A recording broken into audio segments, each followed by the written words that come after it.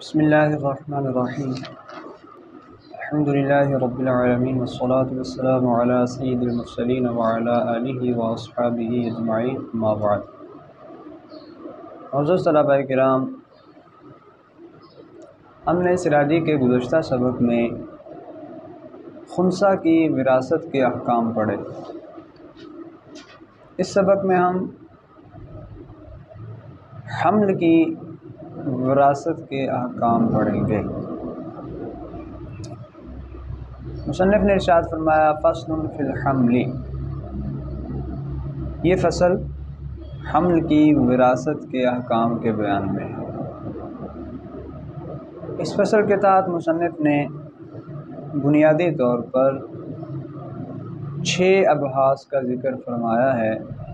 سب سے پہلی بات حمل کی اکثر اور اقل مدت کے بیان میں ہے۔ دوسری بات حمل کے لیے کتنا حصہ روکا جائے گا، اس میں ائمہ کا اختلاف۔ تیسری بات حمل میت سے ہوگا، پھر کیا حکم ہے، اور چوتھی بات حمل غیر میت سے ہے تو پھر کیا حکم ہوگا۔ پانچویں بات وہ حمل جو ہے اس کی ولادت ہوتی ہے، ولادت کے ساتھ ہی اس کی وفات ہو جاتی ہے، تو کس صورت میں اسے وراثت ملے گی، کس صورت میں وراثت نہیں ملے گی۔ اور چھٹی بات جو ہے حمل کے مسائل کی تصحیح کے حوالے سے۔ تو سب سے پہلی بات دیکھتے ہیں کیا ارشاد فرمایا اکثر مدت الحمل سنتان عند ابی حنیفہ رحمہ اللہ تعالی وعند لیث بن سعد 3 سنین وعند الشافعی رحمہ اللہ تعالی 4 سنین وعند الزہری 7 سنین واقلها 6 اشہر۔ حمل کی اکثر مدت، اس میں ائمہ کا اختلاف ہے۔ امام اعظم ابو حنیفہ رحمہ اللہ تعالی کے نزدیک حمل کی زیادہ سے زیادہ مدت 2 سال ہے، اور اس حوالے سے ان کی دلیل سیدہ عائشہ صدیقہ رضی اللہ تعالی عنہا کا فرمان ہے کہ بچہ اپنے ماں کے پیٹ میں 2 سال سے زیادہ عرصہ نہیں رہتا۔ تو زیادہ سے زیادہ مدت کتنی ہوگی؟ امام صاحب کے نزدیک 2 سال۔ حضرت لیث بن سعد یہ تبع تابعین میں سے ہیں، بہت بڑے امام ہیں، یہ فرماتے ہیں کہ حمل کی مدت 3 سال ہوگی زیادہ سے زیادہ، اور امام شافعی رحمہ اللہ تعالیٰ کا موقف ہے 4 سال بھی ہو سکتی ہے، اور امام زہری رضی اللہ تعالیٰ عنہ ان کے نزدیک زیادہ سے زیادہ حمل کی مدت 7 سال ہو سکتی ہے۔ سب کے پاس اپنے اپنے دلائل ہیں۔ اقل مدت میں سب کا اتفاق اور اجماع ہے کہ وہ 6 ماہ ہوگی، 6 ماہ سے کم نہیں ہوگی۔ اس حوالے سے سیدنا عثمان غنی رضی اللہ تعالیٰ عنہ کے دور خلافت میں ایک واقعہ پیش آیا۔ ایک عورت شادی کے بعد 6 ماہ میں اس نے بچے کو جنم دے دیا، تو آپ اس پر حد جاری کرنے لگے، تو حضرت عبداللہ ابن عباس رضی اللہ تعالیٰ عنہما نے منع فرما دیا، کہا کہ میں اس کی دلیل آپ کو دیتا ہوں۔ اللہ تعالیٰ نے قرآن مجید میں ارشاد فرمایا وَحَمْلُهُ وَفِصَالُهُ 30 شَهْرًا، اس کا حمل اور دودھ چھڑانا 30 ماہ ہے، تو 2 سال دودھ پلانے کی مدت، بقیہ 6 ماہ حمل کے، لہذا اقل مدت حمل کی 6 ماہ ہوگی۔ تو جب حضرت ابن عباس رضی اللہ عنہ نے یہ دلیل پیش کی، سیدنا عثمان غنی رضی اللہ تعالیٰ عنہ نے اس پر حد جاری نہیں فرمائی، اور اس بچے کا نسب اس کے والد سے ثابت فرمایا۔ تو یہ پہلی بات تھی کہ کم سے کم اور زیادہ سے زیادہ مدت حمل کی کتنی ہو سکتی ہے؟ تو امام صاحب کے نزدیک 2 سال ہے، حضرت لیث بن سعد کے نزدیک 3 سال، امام شافعی کے نزدیک 4 سال، امام زہری کے نزدیک 7 سال، اور اقل مدت میں سب کا اتفاق ہے 6 ماہ۔ دوسری بات، اس حمل کے لیے کتنا حصہ روکا جائے گا؟ فرمایا وَيُوقَفُ لِلْحَمْلِ عِنْدَ أَبِي حَنِيفَةَ رَحِمَهُ اللَّهُ تَعَالَى نَصِيبُ 4 بَنِينَ أَوْ 4 بَنَاتٍ أَيُّهُمَا أَكْثَرُ وَيُعْطَى لِبَقِيَّةِ الْوَرَثَةِ أَقَلُّ الْأَنْصِبَاءِ۔ وعند محمد رحمہ اللہ تعالی یوقف نصیب 3 بنین او 3 بنات ایہما اکثر رواہ عنہ لیث بن سعد۔ وفی روایت اخرى نصیب ابنین وهو قول الحسن واحدى الروایتین عن ابی یوسف رحمہ اللہ تعالی رواہ عنہ الشام۔ وروى الخصاف رحمہ اللہ تعالی نبی یوسف رحمہ اللہ تعالی انہ یوقف نصیب ابن واحد او بنت واحدۃ وعلیہ الفتوی ویؤخذ الکفیل علی قولہ۔ یہ جی دوسری بات ہے کہ حمل کے لیے کتنا حصہ روکا جائے گا، اس میں ائمہ کا اختلاف ہے، ائمہ احناف کا ہی آپس میں۔ امام صاحب رحمہ اللہ کے نزدیک 4 بیٹوں یا 4 بیٹیوں کا حصہ جو بھی زیادہ بنے حمل کے لیے وہ روک لیا جائے گا، اور بقیہ ورثاء کو جو اقل حصہ ہوگا وہ دیا جائے گا۔ یعنی مسئلے کو ہم 2 طرح سے بنا لیں گے، ایک صورت میں حمل کو 4 بیٹے تصور کریں گے، دوسری صورت میں حمل کو 4 بیٹیاں، بقیہ ورثاء بھی ساتھ ہوں گے۔ اور ایسی صورت میں دیکھا جائے گا کہ بیٹے حمل ماننے کی صورت میں ورثاء کو حصہ زیادہ ملتا ہے یا بیٹیاں ماننے کی صورت میں، تو جس صورت میں کم حصہ ملے گا وہ دے دیا جائے گا اور باقی حصہ جو ہے اس کو روک لیا جائے گا۔ مزید تفصیل آگے جب مسئلہ بنائیں گے اس میں آ جائے گی۔ امام محمد رحمہ اللہ کے نزدیک حمل کے لیے 3 بیٹوں یا 3 بیٹیوں، یعنی اسے یہ سمجھ لیا جائے گا کہ وہ 3 بیٹوں کے قائم مقام ہے یا 3 بیٹیوں کے، اور وہ روکا جائے گا جو بھی زیادہ ہو۔ اور اس روایت کو امام محمد سے حضرت لیث بن سعد نے روایت کیا ہے۔ آپ سے ایک دوسری روایت بھی ہے کہ 2 بیٹوں کا حصہ روکا جائے گا، اور یہی حضرت حسن کا بھی قول ہے، اور امام ابو یوسف رحمہ اللہ سے جو 2 روایتیں ان میں سے ایک روایت یہی ہے، حضرت حشام نے آپ سے اسے نقل کیا ہے کہ 2 بیٹوں کا حصہ روکا جائے گا۔ اور امام خصاف رحمہ اللہ تعالیٰ نے حضرت ابو یوسف رحمہ اللہ تعالیٰ سے جو روایت نقل کی ہے اس میں یہ ہے کہ 1 بیٹے یا 1 بیٹی کا حصہ حمل کے لیے روکا جائے گا، اور فتویٰ بھی اسی قول پر ہے، اور اسی قول کے مطابق ہی کفیل جو ہے اس کو لیا جائے گا، یعنی بقیہ ورثاء کے ہاں جو کفیل لیا جائے گا حمل کی وراثت کے حوالے سے، تو امام ابو یوسف رحمہ اللہ کا یہ جو قول ہے 1 بیٹے یا 1 بیٹی کا حصہ حمل کے لیے روکا جائے گا، اس کے مطابق ہوگا۔ تو یہ تھی دوسری بات، امام صاحب کے نزدیک 4 بیٹوں یا 4 بیٹیوں کا جو بھی حصہ زیادہ ہو وہ روک لیا جائے گا، اور بقیہ ورثاء کو جو دونوں صورتوں میں سے کم بنتا ہے وہ دے دیا جائے گا۔ امام محمد رحمہ اللہ سے 2 روایتیں، ایک کے مطابق 3 بیٹوں یا 3 بیٹیوں کا حصہ جو بھی زیادہ ہو، اور دوسری کے مطابق 2 بیٹوں کا حصہ۔ اور امام ابو یوسف سے بھی 2 روایتیں ہیں، ایک تو وہی 2 بیٹوں کا حصہ روکا جائے گا، اور دوسری یہ کہ 1 بیٹے اور 1 بیٹی کا، اور فتویٰ اس پر ہے۔ تیسری بات یہ ہے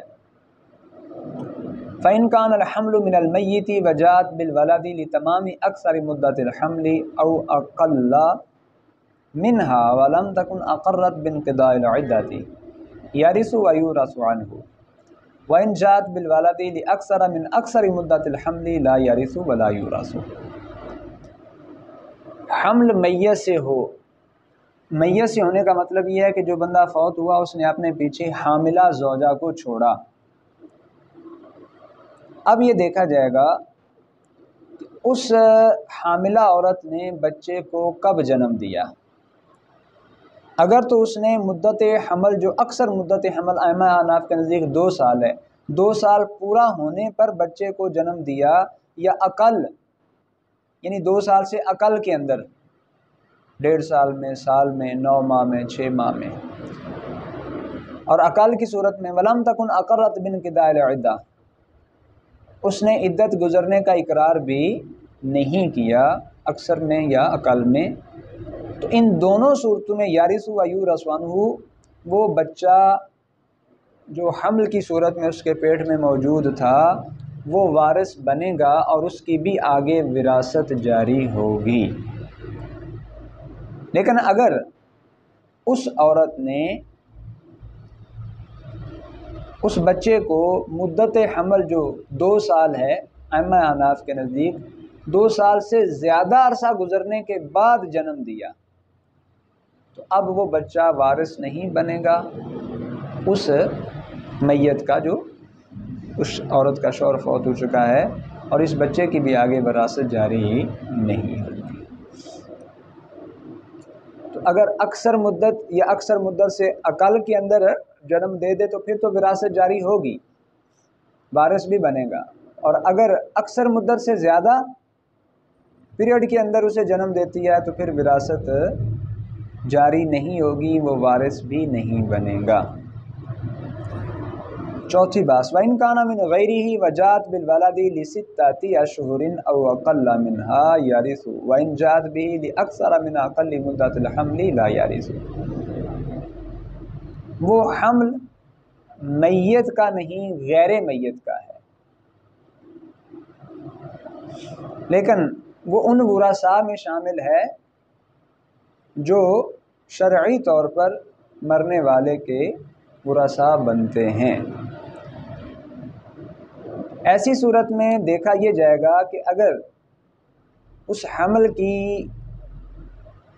والدہ جو ہیں اس نے 6 ماہ یا 6 ماہ سے کم مدت کے اندر اس بچے کو جنم دے دیا، اب وہ بچہ وارث بنے گا، لیکن اگر اقل مدت حمل گزر گئی، ابھی اس نے جنم نہیں دیا، 7 ماہ 8 ماہ 9 ماہ 6 ماہ کے بعد جنم دیا، اب وہ حمل وارث نہیں بنے گا۔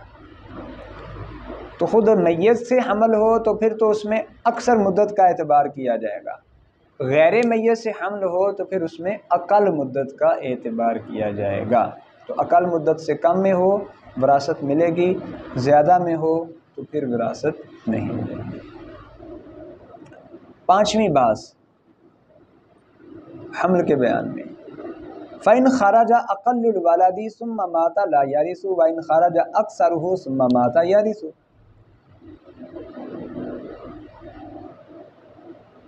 حمل کو وراثت ملے گی کب اور کب نہیں ملے گی؟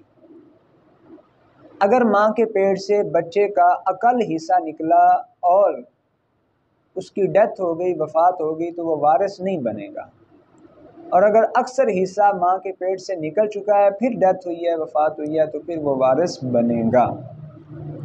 اب یہ اقل اور اکثر کا ضابطہ کیا ہوگا، پتہ کیسے چلے گا؟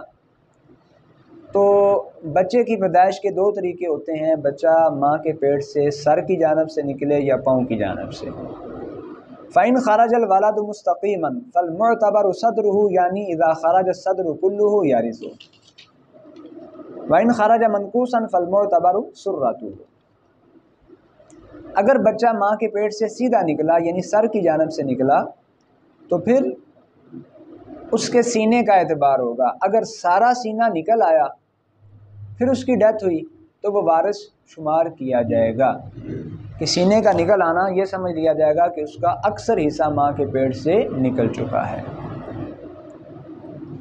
اور اگر بچہ الٹا پیدا ہوا یعنی پہلے ٹانگیں باہر آئیں، فالمعتبر سرۃہ، تو پھر جب تک ناف نہیں نکلتی تب تک اکثر شمار نہیں ہوگا، ناف تک نکل آیا پھر ڈیتھ ہوئی تو پھر یہ سمجھ لیا جائے گا کہ اکثر باہر نکل چکا ہے، وراثت جاری ہوگی، وہ وارث بنے گا۔ تو یہ یہاں تک ہم نے اس کی 5 ابحاث جو ہیں وہ مکمل کر لیں۔ ان 5 ابحاث میں ہم نے ایک تو یہ پڑھا کہ حمل کی اکثر اور اقل مدت کیا ہے، دوسرا یہ پڑھا کہ حمل کے لیے کتنا حصہ روکا جائے گا، تیسرا یہ پڑھا کہ حمل میت کی جانب سے ہو تو پھر اس میں اکثر مدت کا اعتبار کیا جائے گا، اور چوتھا یہ پڑھا کہ اگر غیر میت سے ہو تو اس میں اقل مدت کا، اور 5واں یہ پڑھا کہ اس کی وراثت میں اس کے والدہ کے بطن سے نکلنے میں اکثر حصے کا اعتبار ہے. اگر اکثر حصہ نکل آتا ہے پھر اس کی ڈیتھ ہو جائے وارث بنے گا، لیکن اگر اقل نکلتا ہے تو پھر وارث نہیں بنے گا. اچھا جی، اس کے بعد آگے جو چھٹی باس ہے اس فصل کی وہ یہ ہے کہ حمل کے مسائل کی تصحیح کیسے کریں گے، اس کے قواعد و ضوابط کیا ہوں گے. تو مصنف نے ارشاد فرمایا الاصل فی تصحیح مسائل الحمل ان تصحح المسألة على تقدیرین، اعنی على تقدیر ان الحمل ذکر وعلى تقدیر انہ انثی. حمل کے مسائل کی تصحیح میں قاعدہ یہ ہے کہ آپ دونوں صورتوں میں مسئلے کی تصحیح کریں گے. میری مراد یہ ہے دونوں صورتوں میں پہلی صورت یہ ہے کہ حمل کو ہم مذکر سمجھیں اور دوسری صورت یہ ہے کہ حمل کو ہم مؤنث. تو ایک مسئلہ حمل کو مذکر سمجھ کر بنایا جائے گا، دوسرا مسئلہ حمل کو مؤنث سمجھ کر بنایا جائے گا. ثم تنظر بین تصحیحی المسئلتین، پھر آپ کیا کریں گے، دونوں مسئلوں کی تصحیح کے درمیان نسبت کو دیکھیں گے. فَإِن تَوَافَقَا بِجُزْءٍ فَاضْرِبْ وَفْقَ أَحَدِهِمَا فِي جَمِيعِ الْآخَرِ. اگر دونوں مسئلوں کی تصحیح کسی جز میں نسبت کے اعتبار سے توافق نسبت سامنے آتی ہے تو ان دونوں میں سے ایک کے وفق کو دوسرے کے کل میں آپ ضرب دے دیں. حاصل ضرب اس کی تصحیح بن جائے گی. وَإِن تَبَايَنَا، اور اگر نسبت تباین کی ہو فَاضْرِبْ كُلَّ وَاحِدٍ مِّنْهُمَا فِي جَمِيعِ الْآخَرِ، تو آپ نے کیا کرنا ہے، ان دونوں میں سے ہر ایک کو دوسرے کے کل میں ضرب دے دینی ہے. فَالْحَاصِلُ تَصْحِيحُ الْمَسْأَلَةِ، جو حاصل ضرب ہوگا وہ اس مسئلے کی تصحیح بن جائے گا. اچھا، یہ تو ہو گیا دونوں مسئلوں کی تصحیح کا طریقہ. اب جو ورثاء ہیں ان کو ان دونوں مسئلوں میں سے حصہ دینے کا طریقہ کیا ہوگا، اس کی تفصیل بیان کی. ثم اضرب نصیب من کان له شیء من مسألة ذکورته فی مسألة انوثته او فی وفقها، ومن کان له شیء من مسألة انوثته فی مسألة ذکورته او فی وفقها کما فی الخنثی. اچھا جی، اب ہر وارث کو حصہ دینے کا طریقہ یہ ہوگا. ظاہر ہے ہم نے دو صورتیں بنائی ہیں. ایک صورت میں ہم نے حمل کو کیا تصور کیا، مذکر. دوسری صورت میں ہم نے حمل کو کیا تصور کیا، مؤنث. پھر ہم نے ایک مسئلے کی تصحیح کو دوسرے کے ساتھ کل میں یا وفق میں ضرب دیا. تو اب مذکر کی صورت میں جو ورثاء کا حصہ تھا اس حصے کو مؤنث کی صورت میں جو حصہ تھا اس کے وفق کے ساتھ ضرب دے دیں گے، اور مؤنث کی صورت میں جو حصہ تھا وہ مذکر کے تصحیح کے وفق کے ساتھ ضرب دے دیں گے. حاصل ضرب جو ہوگا وہ اس وارث کا حصہ نکل آئے گا. اچھا جی، ثم انظر فی الحاصلین من الضرب، پھر اس سے اگلا کام یہ کرنا ہے کہ ضرب سے جو اعداد ہمارے سامنے آئے مذکر کی صورت میں، مؤنث کی صورت میں، ایہما اقل، ان میں سے کم کون سا ہے. حمل کو مذکر تصور کرنے کی صورت میں کم ہے یا مؤنث تصور صورت کرنے میں کم ہے. تو جو کم ہوگا یعطی لذالک الوارث، وہ اس وارث کو دے دیا جائے گا. والفضل الذی بینہما موقوف من نصیب ذالک الوارث، اور جو باقی بچ جائے گا اس وارث کے حصے سے اس کو روک لیا جائے گا. کس کے لیے؟ حمل کے لیے. اچھا، اتنا عمل ہو گیا. اب اس سے اگلا عمل، فَإِذَا ظَهَرَ الْحَمْلُ، اب جب حمل ظاہر ہو، فَإِنْ كَانَ مُسْتَحِقًّا لِجَمِيعِ الْمَوْقُوفِ، اگر تو وہ جتنا روکا گیا سارے کا مستحق ہے فابیا، تو پھر بات ختم، مسئلہ وہیں پہ کلیئر ہو جائے گا۔ وَإِنْ كَانَ مُسْتَحِقًّا لِلْبَعْضِ فَيَأْخُذُ ذَلِكَ وَالْبَاقِي مَقْسُومٌ بَيْنَ الْوَرَثَةِ۔ لیکن اگر وہ حمل بعض کا مستحق نکلتا ہے، سارے کا مستحق نہیں نکلتا، تو جتنے کا وہ مستحق نکلتا ہے اتنا لے لے گا، اور جو باقی بچ جائے گا وہ ورثاء کے درمیان تقسیم کر دیا جائے گا۔ کیسے؟ فَيُؤْتَى لِكُلِّ وَاحِدٍ مِّنَ الْوَرَثَةِ مَا كَانَ مَوْقُوفًا مِّن نَصِيبِهِ، تو ہر وارث کو جو اس کا حصہ روکا گیا تھا وہ دے دیا جائے گا۔ اس کی مصنف نے مثال یہ بیان کی، کما اذا ترک بنتن و ابوین وامرأۃ حاملا، جیسے کسی شخص نے ایک بیٹی، ماں باپ اور ایک حاملہ زوجہ چھوڑی۔ فالمسألة من 24 على تقدیر ان الحمل ذکر ومن 27 على تقدیر انه انثى۔ اب اگر ہم حمل کو مذکر تصور کریں تو مسئلہ 24 سے بنے گا، عورت تصور کریں تو پھر مسئلہ 27 سے بنے گا۔ اب یہ جو اوپر ابھی بیان کیا نا کہ اس کی دو صورتیں آپ نے بنا لینی ہیں، اسی کی طرف اشارہ کیا۔ ہم مثال کے ذریعے اس کو واضح کرتے ہیں۔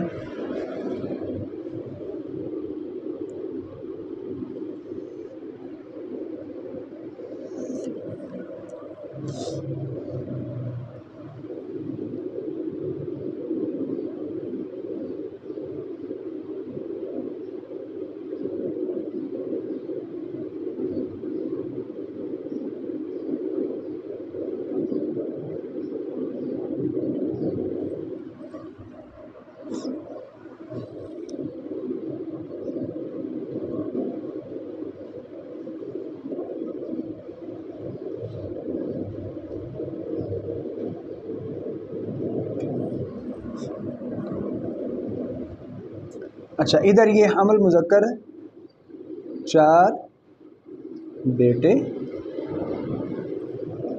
4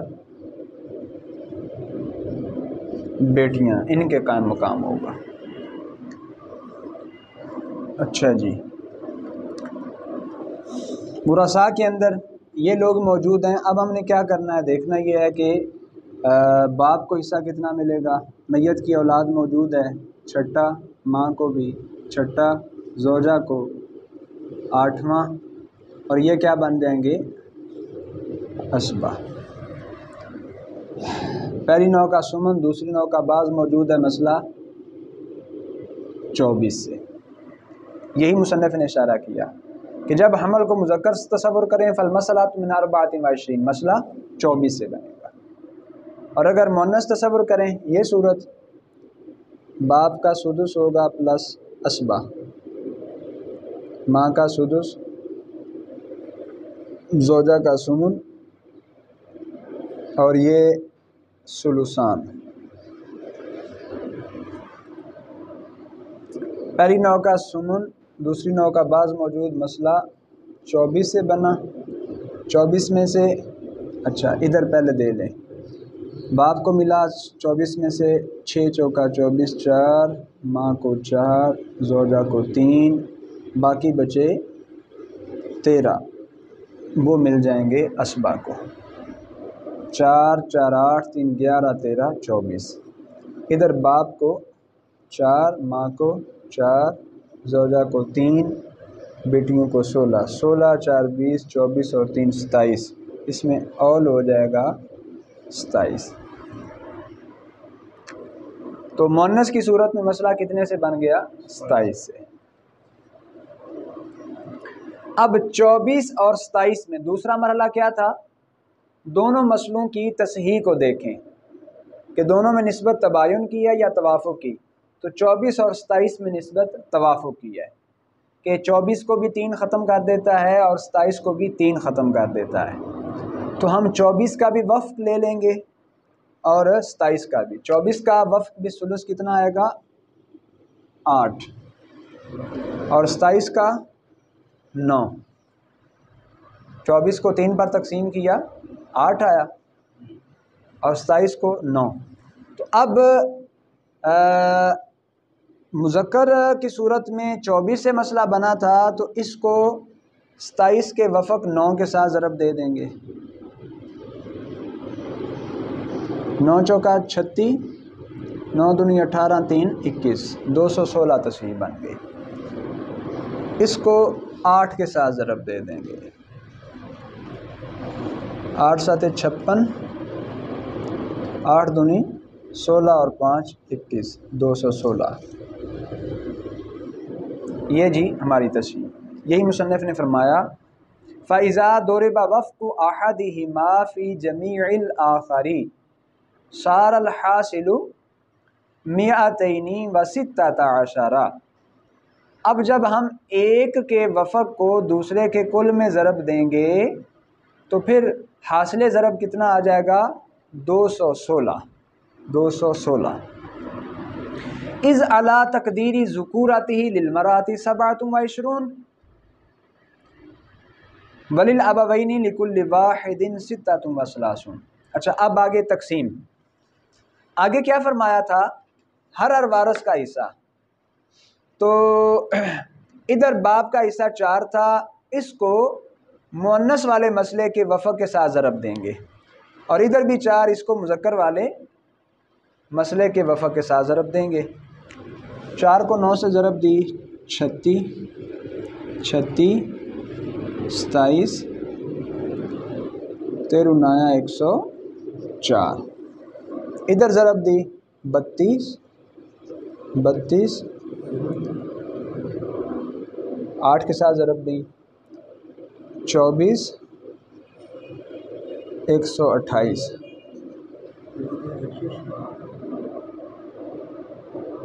ہاں جی 13 9 117، 13 8 104، 13 9 117۔ اچھا جی اب دیکھیں ذرا عبارت کو بھی ساتھ ساتھ حل کرتے جائیں۔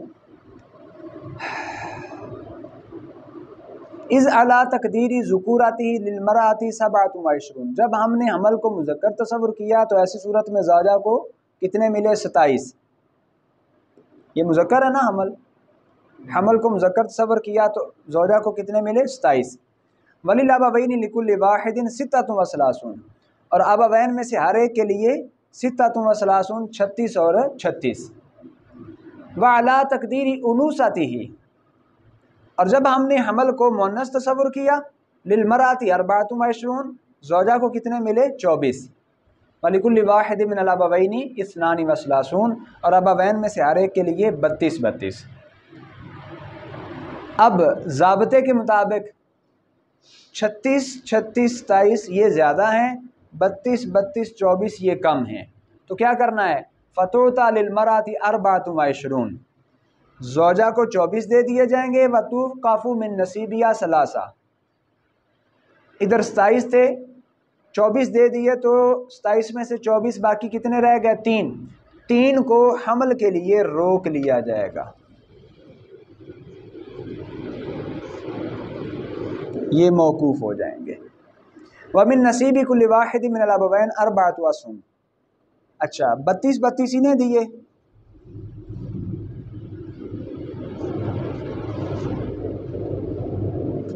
تو 4 4 جو ہیں وہ ان کے حصوں میں سے روک لیے جائیں گے،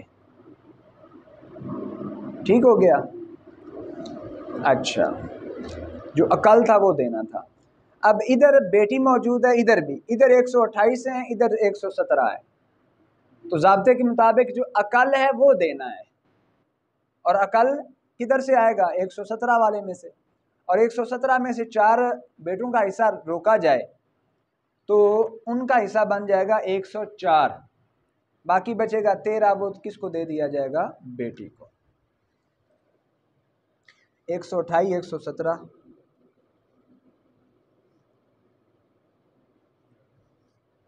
13 بن جائے، ٹھیک ہو گیا جی۔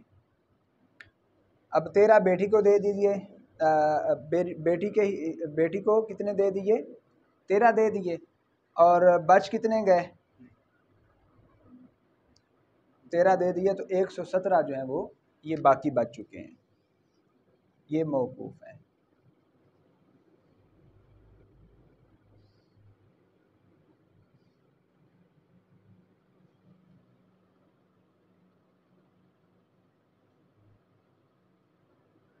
اچھا جی،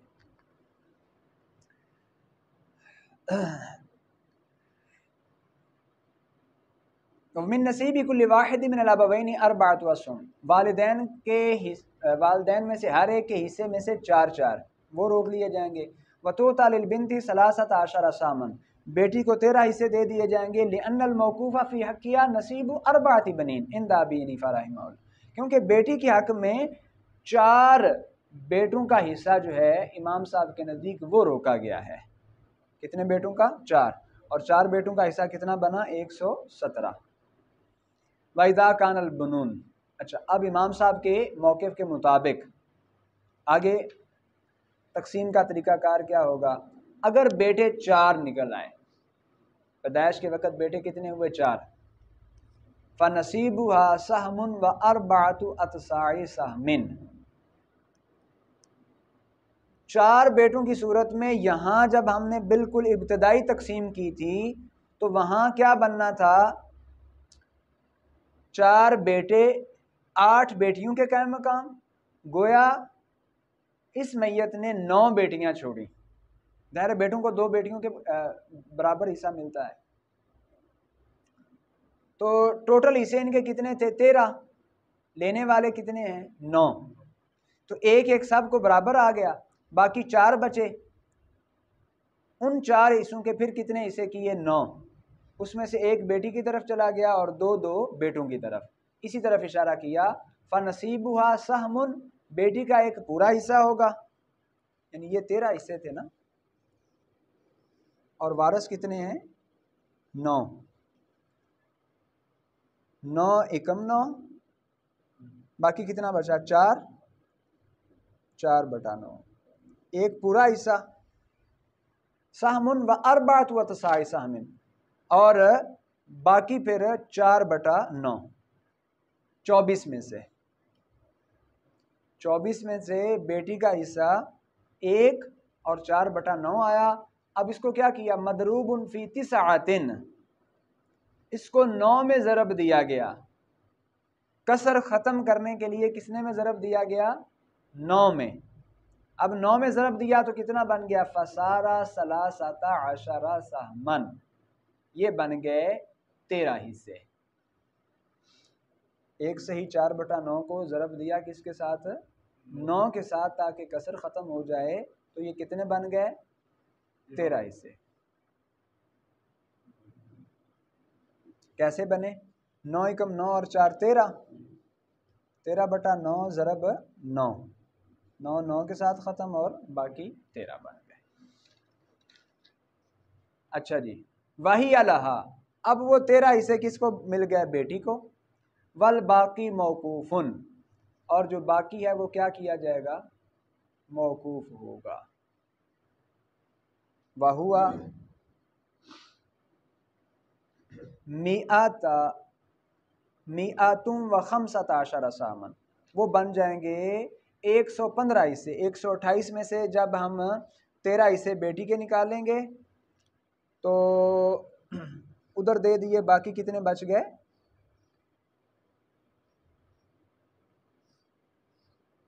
8 میں سے 3 5 2 میں سے 115 حصے یہ بن جائیں گے۔ کتنے بن گئے؟ 115۔ اب حمل کے لیے بیٹی کے حصے میں سے 115 رکا ہوا ہے، ماں کے حصے میں، زوجہ کے حصے میں سے 3، ماں کے میں سے 4، باپ کے حصے میں سے 4۔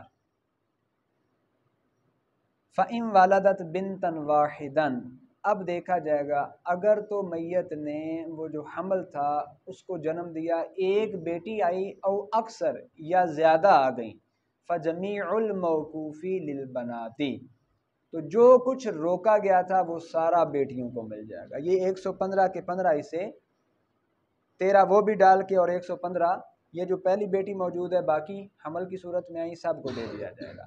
وَإِن وَلَدَتْ ابْنًا وَاحِدًا أَوْ أَكْثَرَ، اور اگر اس نے کیا کیا؟ ایک یا زیادہ بیٹوں کو جنم دیا فیعطیٰ للمرأۃ والابوین ما کان موقوفا من نصیبہم، تو اب کیا کیا جائے گا؟ ماں باپ کے حصے میں سے جو کچھ روکا گیا تھا وہ انہیں دے دیا جائے گا، یعنی باپ کے 4 حصے، ماں کے 4 حصے، زوجہ کے 4 حصے وہ انہیں دے دیے۔ فما باقیہ تضم الیہ 13، اور انہیں دینے کے بعد جو باقی بچ گئے، یہ کتنے ہیں؟ 4 4 8 اور 3 11، انہیں دے دیے۔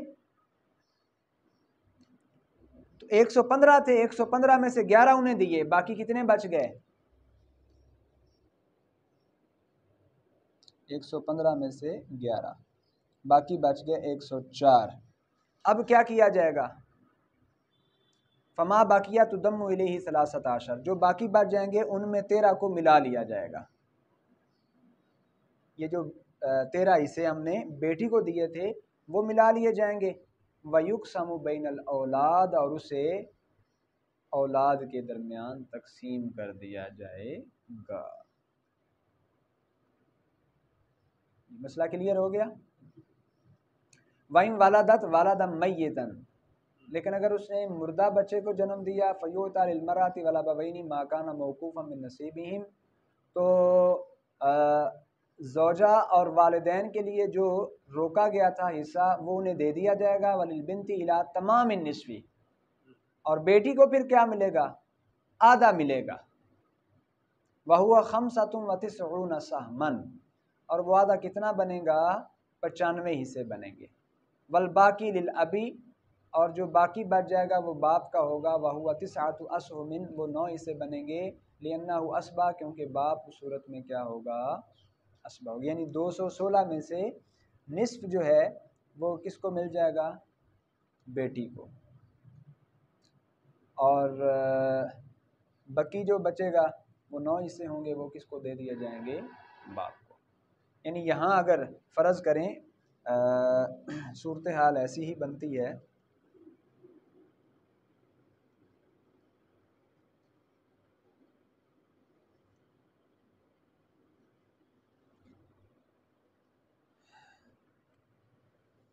ادھر آئے تھے 13، لیکن یہاں کیا ہوا؟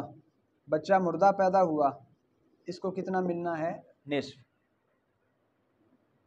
اور 24 کا نصف کتنا ہے؟ 12۔ باقی سارے مسئلے کی تصحیح اسی طرح ہی رکھیں گے۔ اب 12 کو 9 کے ساتھ ضرب دیا، 12 9 108۔ اچھا جی،